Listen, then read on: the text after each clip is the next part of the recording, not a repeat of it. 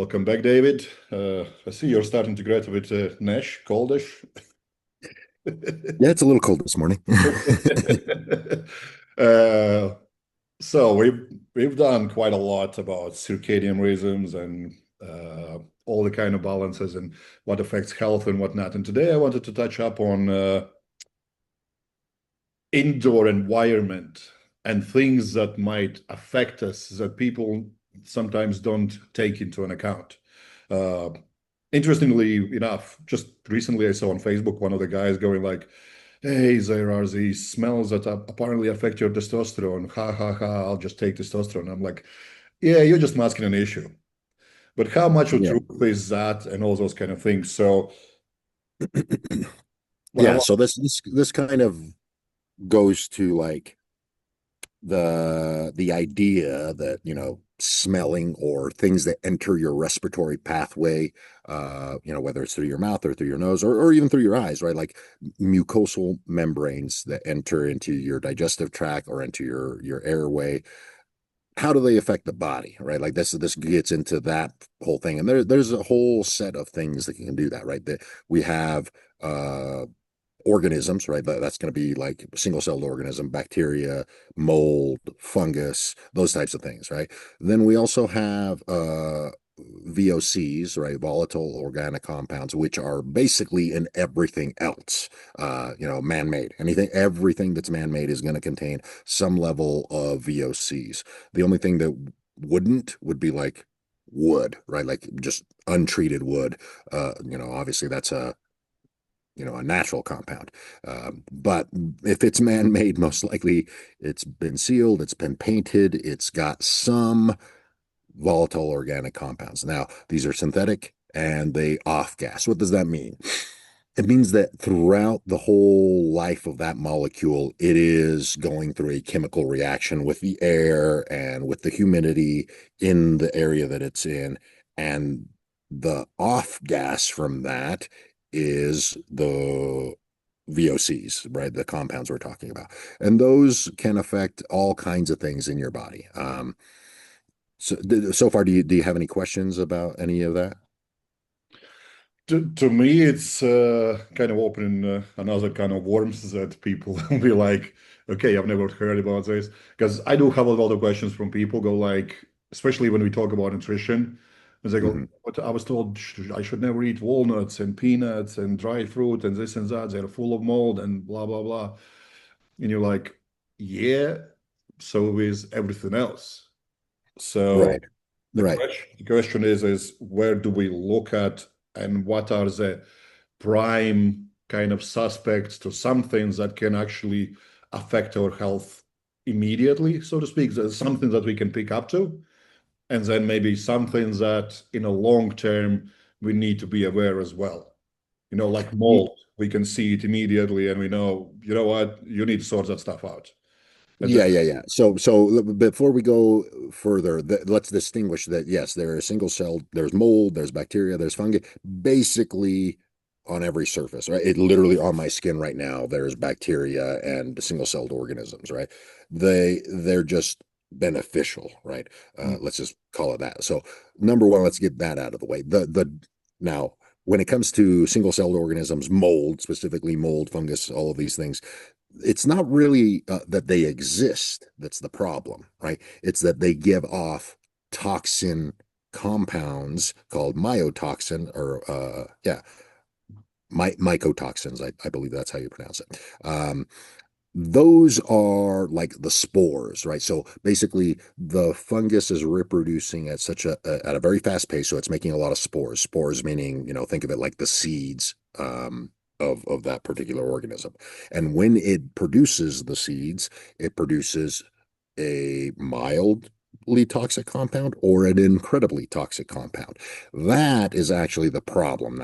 That is what's, getting into your eyes, getting into your nose, getting into your digestive tract, and potentially poisoning you. They are toxic, right? That like especially when you understand what influences these organisms and their life cycle, right? Like these are single-celled organisms. They're not like, an animal. They are more like plants in terms of natural physical things on this planet are what control their growth and life cycle, just like plants, right? The plants can't sidestep the seasons or the temperature or the electromagnetic field that they grow in unless, somebody else is helping them, right? Humans are moving them around and stuff like that.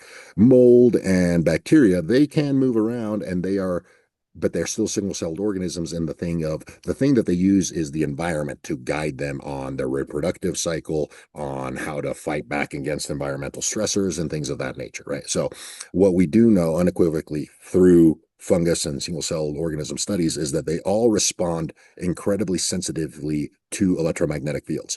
Under normal conditions, electromagnetic fields of this planet and the environment, whether they live in a forest or whether they live in the desert or etc., those things dictate how they grow and their toxicity, right? Mold with a lot of moisture, along with a lot of electromagnetic fields, can grow very, very rapidly. And in order to grow very rapidly, they're going to produce a lot of spores and a lot of toxins, right? So a couple ways, there's the mainstream way of looking at it. Hey, if you remove the moisture, right, which is what everybody, I just got done building a house. That is kind of the main concept of home building is, hey, you want to seal it in ways that you keep moisture from being locked into a place so that mold can't grow. But what you find is that mold can't really grow in moisture alone. It needs an electromagnetic field stimulus. That's what these studies have found, right? And so a lot of times the symptoms of mold exposure are also symptoms that you get with electromagnetic field, and that's not by coincidence. That's actually probably because they are both influencing each other and the other organisms in it. So there's like persistent headaches, chronic fatigue, eyes that are irritated, nose and throat that are irritated, frequent respiratory, sneezing, shortness of breath, coughing, that sort of stuff, and irritated skin, brain fog. And then there's the classic, I feel like I'm not getting a lot of oxygen symptoms like asthma or dizziness, right? Those are all potential problems or side effects that you'll get when you have either electromagnetic field interference. You won't get all of those, right? And same thing with mold exposure. You won't get all of those, but you're going to hit a lot of those same buckets at the same way.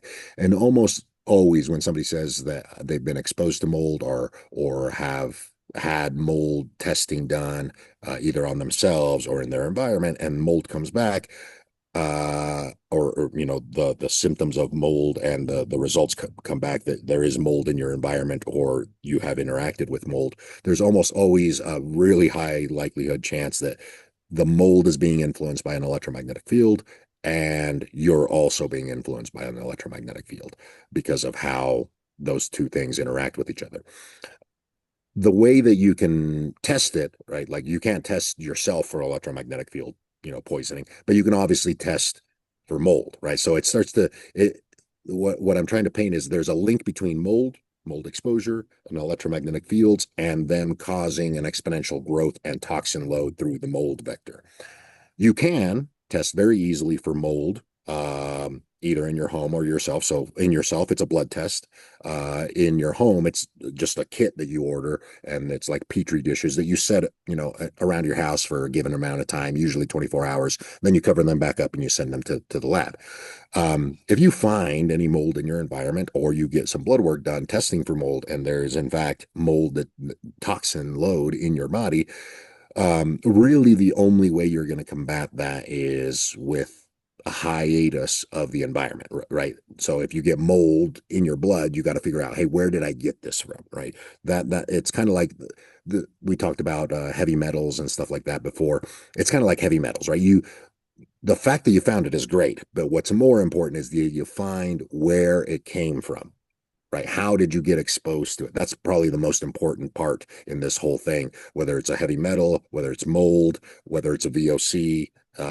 You need to know where is it coming from, because there's lots of ways to mitigate these. There's a whole industry on this type of thing of, VOC remediation, mold remediation, those types of things. And you might have to go through something like that if it's, your house that you own, for example, right? But if it's something you're leasing, something you're renting, a lot of that actually is covered through insurance, right? So this goes back to all our other talks of like electromagnetic fields and stuff like that. The electromagnetic fields are not recognized as a health hazard. Well, technically they are by the WHO, right? The WHO lists electromagnetic fields as a carcinogenic. So, but it's not mainstream enough for people to kind of accept that. But these other things, mold, VOCs, those types of things, they are, recognized as, hey, you can't expose people to these types of things without remediation. If you're a landlord, you have to obey certain laws around mold exposure and things of that nature. So these are ways that you can get, how to compensated if you are exposed to electromagnetic fields, because electromagnetic fields don't just affect you, they affect all the organisms in that area, including mold. That's what I'm kind of linking together here is when you have mold exposure, start thinking electromagnetic fields. That's what dictates mold growth and mold toxicity. And you can get remediation through the mold vector, but you can't get remediation through the electromagnetic field vector. Does that make sense? Yeah, absolutely. Uh, just brings me a lot of other questions like, can it affect, like mold and VOCs, can they affect your sleep quality as well? Because I have a lot of people go like, I do everything right and I still can't sleep. But then when they Yeah. get out of the house, they can. Yes, It, 100%. so Let's get into the details of that, right? So a couple things, right? Usually, any of these are going to have their major effect in what you said in the home, so inside an enclosed space. It's very rare to get like mold to be able to like release enough toxin that it's affecting you outside your house. It's almost always going to be indoors, right? So there's a couple things going on indoors that make it that that's going to basically hinder sleep. And one of those is basically depletion of oxygen levels. You are becoming hypoxic through a couple different vectors, right? Number one, you're indoors, so unless you have, you know, actually calculated air exchange and stuff like that, it's most likely poor ventilation. Air movement is low, right? Next thing is you are indoors, and if air movement is low, CO2 buildup, because you're breathing in and out, is going to go higher. And by default, oxygen comes down, right? So I say this all the time that being indoors makes you hypoxic just through the light vector, let alone all the other things that are well known like this, right? We know that CO2 builds up indoors. We know that oxygen levels drop the longer that is, if you have plants indoors, that affects it in a positive way. So plants are always great. In fact, plants are probably one of the most silent and affordable ways to combat just an indoor lifestyle from both the oxygen vector, meaning they're going to clean up and give you fresh oxygen, but also a lot of plants use VOCs or are able to neutralize VOCs and mold pollutants, right? So that is a known thing with plants. That's a low hanging fruit in terms of you live indoors and you might be being exposed to these things. It's not going to remediate actual mold growth, but it is definitely going to improve air quality. And anything that you can do to improve air quality is certainly going to help. But more importantly, the things that mold and VOCs do to the body just right off the bat from a vector of biological processes, they put you in a sympathetic state because they are a stressor, right? But they are doing it in a way that doesn't physically stress you. Does that make sense? Right? Think of it more like you're biologically being stressed, and anything that biologically stresses you long enough eventually affects the brain, right? Because the brain is a big energy consumption organ, right? So if you're being stressed biologically, eventually that affects your brain. So it almost always goes, there's biological stress. You don't really feel that unless you're hyperreacting to it, right? So like cortisol response, for example, is a biological stress, right? That's a normal thing. In the morning, you're getting stressed by going from sleeping to waking. Your cortisol is raised, but you're awake, you feel fine, right? Later in the afternoon, you might work out and you might induce another cortisol response or through manual labor or whatever, right? But there's always a come down, right? There's always a recovery from those types of stressors. From a mold or a VOC or air pollutant vector, it's always in the air, so you're always being stressed. Essentially you end up with chronically elevated adrenal production, whether that's the cortisol vector or adrenaline and noradrenaline vector. And so that's automatically going to make it very hard to sleep because those things should be off when the nighttime happens. But if you're being stressed chronically, that's going to be very hard to come off. So anxiety is another way to look at this type of thing, not necessarily purely anxiety, but right, if you have anxiety plus headaches plus airway problems, the anxiety is most likely coming from the stress response of the biological system and not through, this is what I'm getting at. You could be misdiagnosed of, oh, you have anxiety and that's why you can't sleep. So here's these downers or anxiety medication, a Xanax, right, to try to put you to sleep when that's not resolving the problem. Same thing, that you mentioned earlier, right? You're just masking the symptoms, and the problem is actually your air quality or your home itself, or the apartment building that you live, and not that you biologically have a problem, right? You don't have a deficit in sleep here. You have a deficit in sleep because you're being stressed. How useful are any of those like air filters, air purifiers you now see everywhere and all those kind of things? To tell you the truth, some of them are extremely, extremely good, right? So again, this goes back into practical things that you can do if live in a city, live indoors a lot, or have to be indoors a lot, is a good, high quality air purifier. Does it have to be whole home? No, it doesn't. Some of these are extremely good, and they will do one room at a time. So you can buy, if you spend most of your time in your office, then obviously that would be a thing that you would buy for your office. Lots of different brands out there. Some of the Chinese models are way, way advanced because China has to do with a lot of pollution. So this is one of the cases where I would say Chinese foreign brands of air filters are probably way ahead of most others because they have to deal with that a lot in their populations. And so some of these even record the air quality. Like you have a probe outside and you have a probe inside, and you can record air quality and air purity outside and inside. And so you can tell if you're improving your air quality even better than it is outside. That's very, very important for people that live in a city. So yes, they work very well. The only thing that they wouldn't do, obviously, is actual mold remediation, right? They're not going to stop the toxin or the VOC from entering the environment, but if you have a high enough air exchange, they will filter it, right? So you could be much less affected. And some of them are adapted to be more specific to VOCs versus others, right? And so, and again, so now we talked about mold. You need moisture, right? And you need electricity. You need a non-native electromagnetic field at a high enough rate that makes mold very toxic and grow very fast. That's not always the case for everybody, right? Another thing is the VOCs, right? Now, VOCs are not single-celled bacteria. They're the off-gassing from man-made materials. This is going to happen when you move into places that have been remodeled, places that are brand new, uh, a new home, things that are fresh off the building stage, right? The reason for that is a lot of the compounds in construction, a lot of carpet and paints and things of that nature. They all utilize VOCs to cure and those types of things. And so they're going to off gas for quite a while. And so in places like that, if you know that it's new or that that it's been remodeled, the very first thing that I would do is, hey, what is your air filtration system?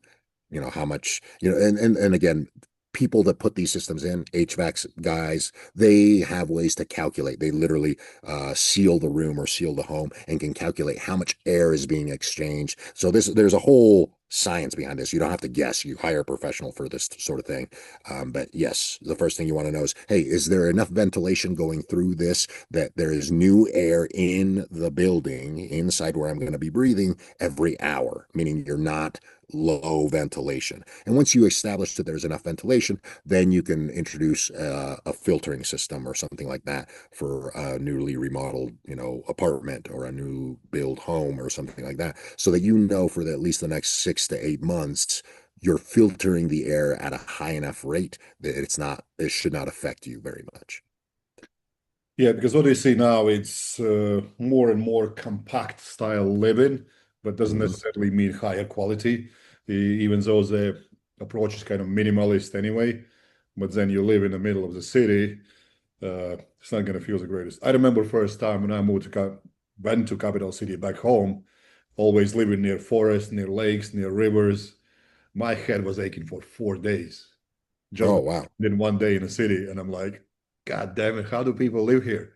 And obviously, I got used to it later, and it's completely different. Now, I've been to places like New York where it's completely blown out of proportions, but it's still not nowhere near as bad as, let's say, London, which is not one of the cleanest places.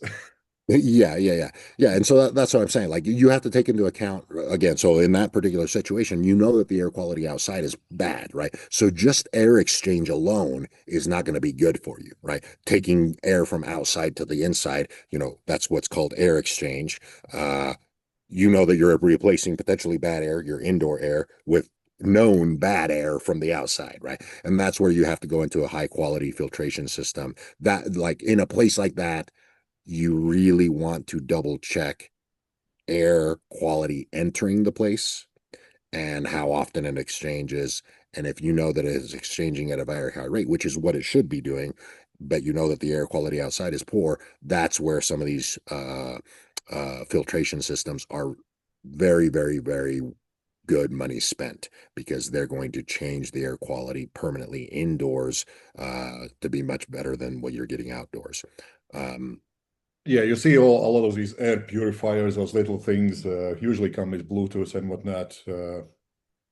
Yeah, and that's the thing, right? Like I usually, and again, because of the industry in China and things of that nature, most of those makers of these products, they do have them with Wi-Fi and Bluetooth built in, but a lot of them you can get them just wired, right? They just come to a little panel that you adjust, and that's it, right? The panel just is talking to the device, and that's all there is to it. What But about the things that I see it all the time, specifically with a lot of my clients from UK?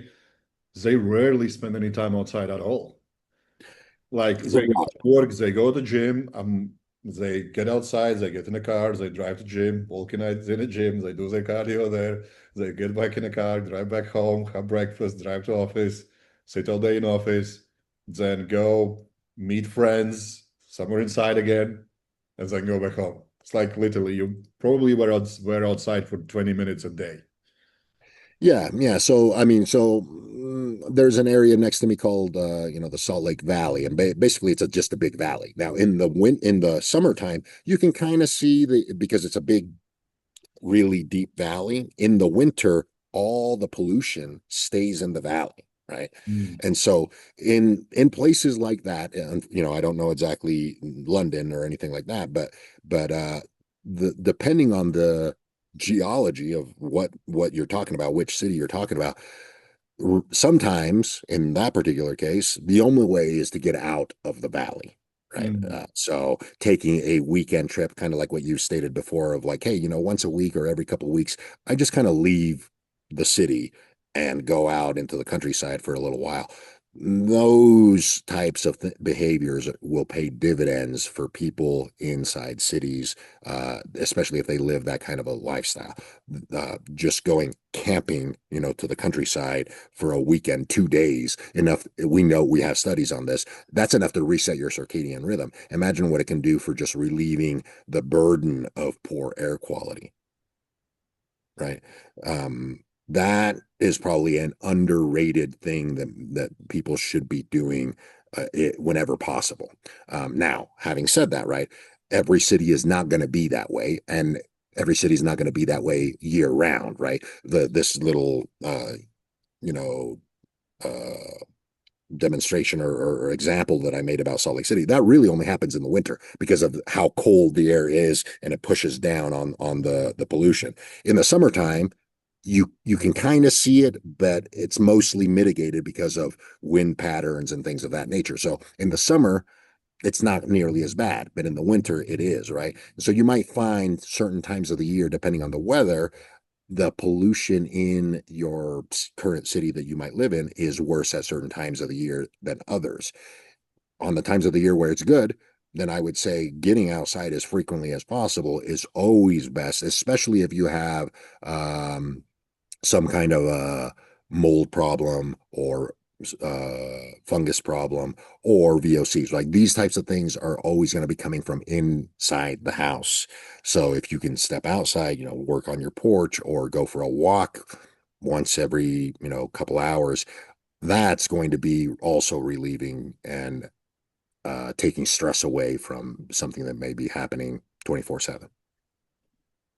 So if somebody finds a mold in their home, first of all, you would say get the test done, or would you say just immediately treat it, or what would you say? Because Well, so yeah, so number one, right? Like mold kind of grows everywhere. So like if you're, cleaning your bathroom, right, for example, and you find a little bit of mold like in the ledge or whatever, I wouldn't really worry about it. I'd just clean it up, right? Now, if you're finding it frequently, hey, every week I find some mold, um, then I would say, okay, it's time to get a test, right? Hey, is this mold releasing toxin? Because that's the next thing that you need to find out, right?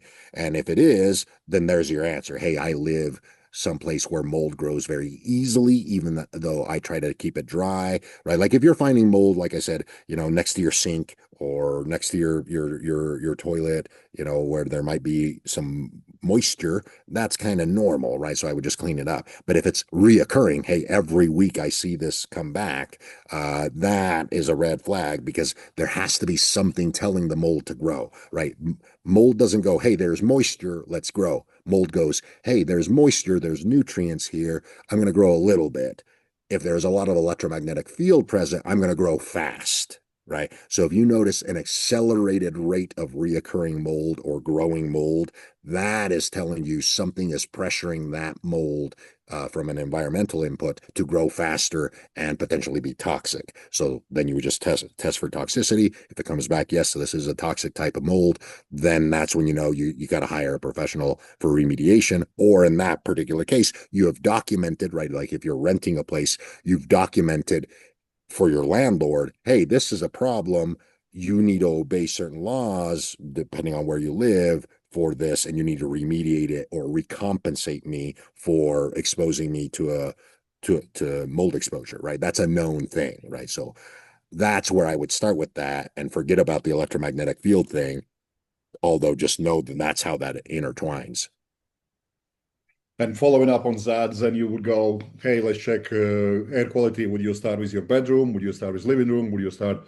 Yeah, I would start with the bedroom. I would start with the bedroom, and then because that's by far going to be the place where you spend the most time, right? You just don't know it. So the bedroom for sure. Then the next thing would be where do you work from, right? Is it an office in another part of the room, or is it your living room, wherever that is, right? Where do you work from, or when during the day? And those would be the two places where I would start, both with if you're testing for mold and if you're setting up air quality control, like a filter system or something like that. Right. So what would be your follow-up step from that? So you check, okay, my air quality is a little bit off. Then you would buy air purifier or air filter or something like that. And Yeah, yeah, they're called the same thing. Most places just call them air purifiers. Again, you can get big ones that are like for a big space, but most of them are going to be probably the size of a suitcase, a small suitcase, right? Um, and then there's going to be some big ones that are about the size of a big suitcase. Those are going to be for like a whole home type of thing. Um, they are usually very, very quiet and they work very well. So that's where I would start. so You can somebody usually with get it. sleep disruptions can't figure out whatever is wrong with them. They're tracking their sleep patterns and they're doing all the light exposure, cold exposure, everything else. This would be kind of like almost like the last thing that, hey, you know what? Yeah, and again, depending on their symptoms, right? If their symptoms are respiratory in nature, this would probably be one of the first things that I would do. Hey, let's just see if Right. we clean it, right? Like if an air filter helps. Like again, I'm going to use my wife as an example. Um, we lived for a year and a half out of a very old home built in 1915 or something like that while I was building my home, right? Um, that house had a lot of dust, right? This is very, it's an old built home, right? So there's cracks, and they just put siding over it, and the flooring is just slats of wood and stuff like that, right? Like, so there's a lot of dust in the air. And again, she's very sensitive to VOCs and mold and things that irritate her pathway. And man, she couldn't handle it. Mm. All I did was, okay, well, we know it's a air problem, right?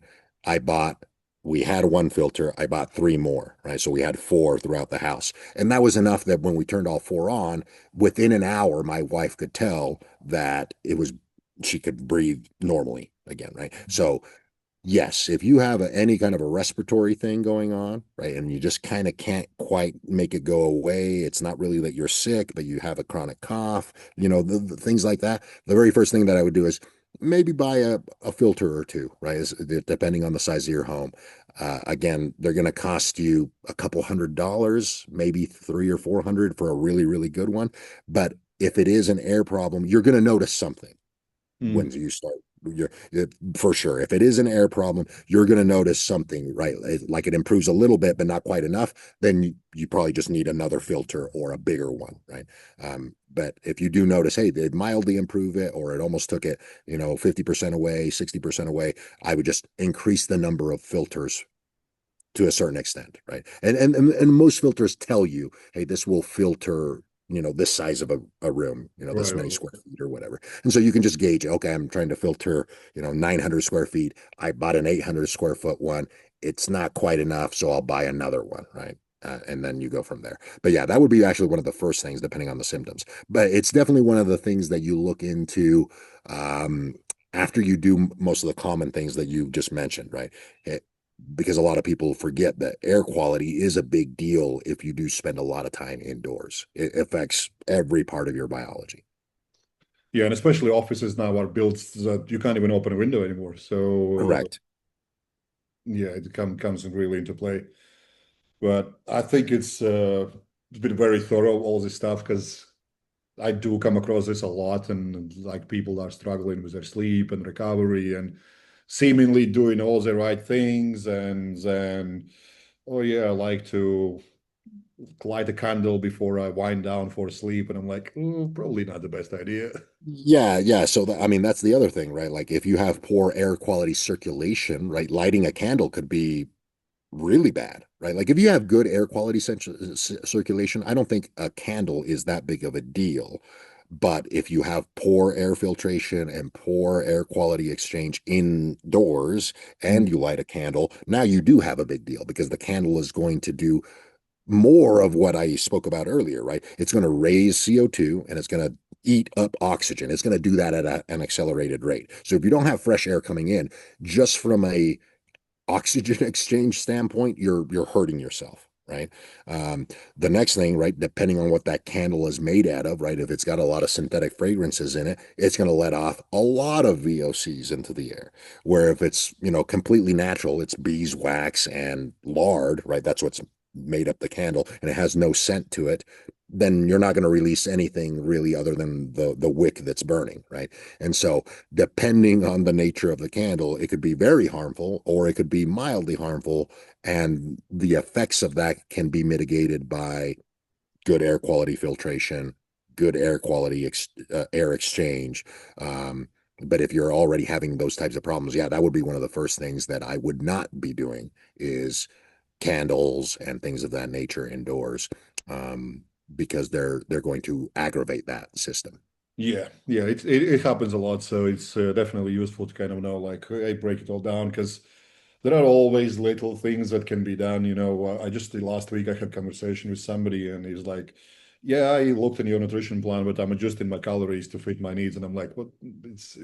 I didn't give you a plan for calories. I gave you a plan to kind of fix your body." There's a big Correct. difference. Yeah, yeah. And so and then again, so going back to volatile compounds and things of that nature, and not even volatile. So the VOCs are going to be coming from curing processes. We haven't even addressed cleaning products, right? Cleaning your toilet, cleaning your dishes, cleaning your laundry. those all have an incredible amount of chemicals in them, right? And I just so, recently saw, I think, not a study, but like an article that there is a study that cleaners are more likely to develop cancerous tissue because of the. mhm. Yeah. And so fortunately, this has been known about for a long time, right? The cleaning industry part of this, right? And so there's a company out there that's done an excellent job. If I didn't mention them, I'd be doing a disservice because I use all their products. And that's called Norwex. They're a Norwegian company, and they have developed basically all of the products that you need to clean your house. That's everything from laundry detergent to dish detergent to soaps and things of that nature, and cleaning products for toilets, basically the whole cleaning industry, and they've done it without any chemicals. So basically, they've done it with just changing the material. So they have special cloths that you keep clean things with, changing the material and putting natural antibacterials in it. So the cloths are infused with silver, which kills bacteria. Copper also does that.